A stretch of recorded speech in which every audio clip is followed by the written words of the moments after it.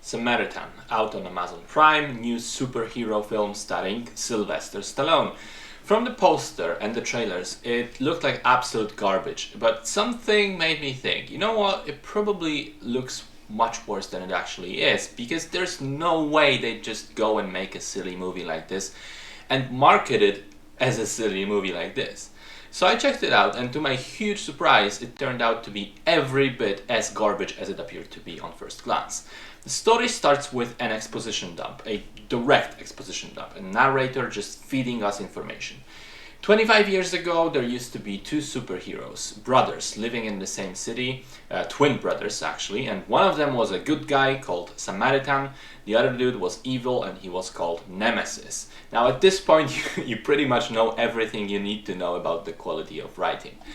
Anyway, they fought each other multiple times, and then eventually they had their final confrontation at a power plant that at the end went up in flames, killing both guys.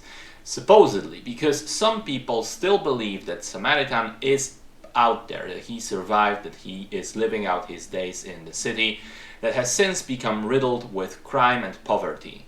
One of the believers is a 13-year-old boy named Sam, who is sort of the main character in the story, and one day he comes to believe that Samaritan is actually the garbage man living across the street on the next building from him, played by Sylvester Stallone. And it would surely be good if that was true, because danger is afoot and gangs are running around and there are some bad guys plotting some evil plots. Yeah, it's rough. I mean, the central idea of a retired superhero trying to live out his days in peace is not terrible on its own. And I mean, we've had examples of such films in other genres, like Western, for example. But the way it's executed here is spectacularly bad, I thought.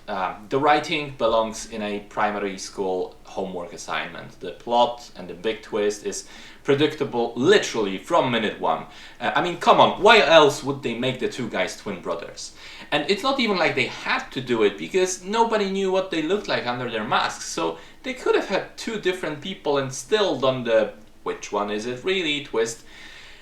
It drives me mad, it really does. It's got bad dialogue, it's like something from a D movie from the 1980s. The CGI is atrocious, especially the de-aging CG done on Stallone, who appears in a flashback, and it just looks like something from a PlayStation 2 game cutscene. The costumes and sets and the entire cinematography really, are just straight up boring. The action, well, here there are a few fight scenes that aren't exactly terrible. But the problem is, Stallone is 76, and he would land in a hospital trying to do any of those things. So each time they have him fight, he either wears a mask or a hood, so you can't see who's actually under there. So it's obviously a younger stunt double doing all these things. I tried to think, what value does the movie have? Nothing artistic, that's for sure, but it's also not good entertainment. I checked out mentally after 20 minutes or so, because you know exactly what's going to happen, you know how it's going to happen, and there's just nothing exciting about it.